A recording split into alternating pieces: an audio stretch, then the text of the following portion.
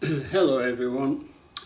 Preachers can't answer critics who demand to know why, if God is all-powerful, does he allow innocents to suffer? Or why do natural disasters such as earthquakes kill innocents? And why is there so much evil in nature with animals killing one another alive and eating them? Or why doesn't he just save us all if he loves us so much? Well, I've explained how false Christian religions have sprung up since the start of the New Age, and I hope to show that militant atheist scientists falsely claim that their theory of evolution started at creation from a Big Bang by explaining that the Big Bang happened at the fall, not at creation. This simple fact answers all the questions about why innocents suffer, once it is understood, of course. Science knows that everything in existence is eternal, just the same as God is eternal. It can't go out of existence. When I was at elementary school in Yorkshire, science teachers used to heat a piece of coal in a sealed jar with leads or tubes going to other sealed jars to collect what came from the coal when it was heated. We ended up with coke and tar and coal gas and I think one or two other products as well. But when all these residues in different jars were weighed, they weighed exactly the same as the piece of coal with which we'd started. Thus the proof was that nothing can go out of existence, only change its form. God created in a void, which was space, a space. Don't we now live in space? Or the scientists tell us that we do. Space was evil because God encapsulated its contents into the biblical apple, and being goodness alone, he'd no way to hide it, so he placed it in full view of Adam and Eve, and gave only one law: do not steal. Well, they did, and we still suffer the consequences. It follows that everything that God had given Adam control over, namely the earth and the universe, all were expelled from timelessness into time. And thus, this is what happened at the Big Bang. The biblical apple can be regarded as a fail-safe device that God inbuilt into his creation to ensure that evil could not enter via one of his created beings and thus contaminate himself. Now we come to the tricky problem of how to describe what's really the inexplicable.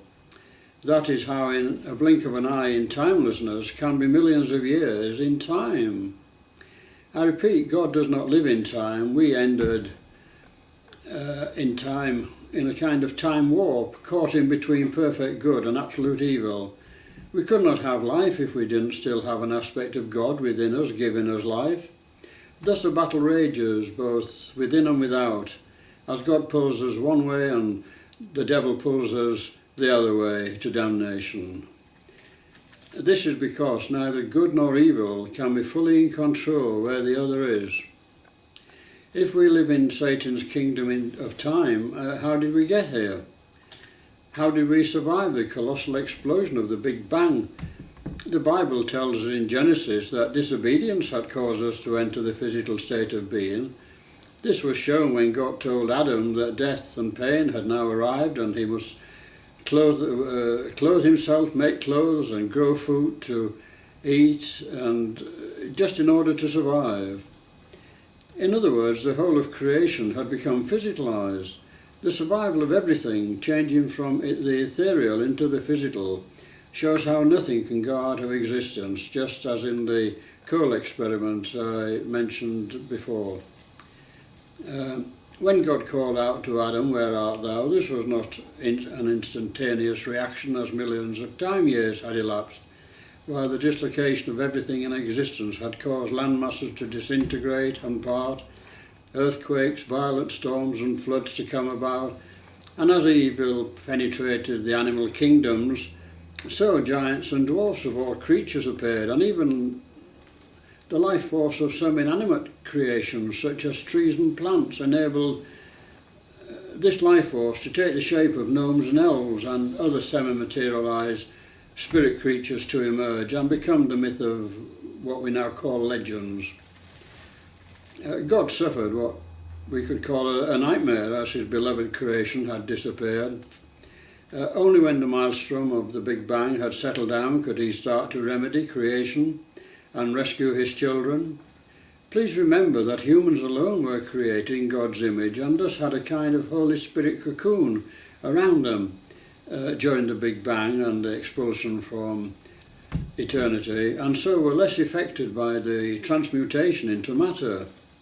Even so, many became dissolute and mated with animals to create the half-human, half-animals of myth. So-called myth, anyway. When God realised what had happened, he set about restoring creation as far as possible to what it had been by shining his warm, loving light upon the earth, which was still connected to him by a delicate, invisible thread that is still stretching even today as the earth falls away from him. He couldn't recreate perfection as it had been originally in time. He could only reduce its impact. This took millions of years in time, but probably instantaneous in eternity, as he gradually cleansed his natural laws to bring about climate balance so human and animal life could exist once more. He then started to eliminate the aberrations in all life forms until eventually creation became roughly as we know it today. Thus, what science calls evolution has been God gradually eliminating what he did not create as he drove evil almost out of the world. He couldn't at long range totally achieve this, and so when he could commune once more with Adam and advise how humans could survive for eventual salvation, he first sent the flood to cleanse the earth. He later protected his children with the Exodus, and finally realising he would have to come to earth himself, he did, by conquering death and resurrecting himself and returning to heaven. He created a holy spiritual doorway from earth to heaven that all can pass through to be with him once more, if they so desire. He couldn't come in his entirety, so by supernatural means he impregnated an earth woman. Thus Jesus was called the Son of his Father, and the Holy Spirit he left behind to guard and guide those who wish to be saved comprise the three ways that God has revealed himself to us: Father, Son and Holy Spirit.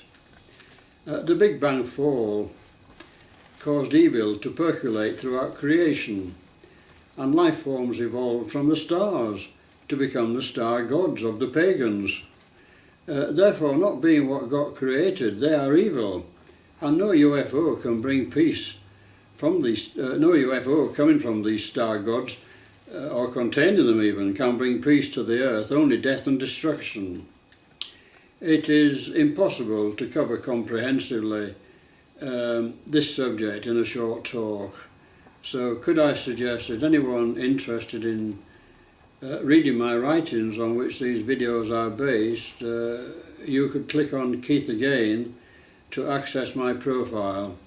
Then click on my Google website link on the left-hand side of the page, and that will take you to the written text. I hope I've stimulated your thoughts about creation and the fall, so thank you for listening. Thank you.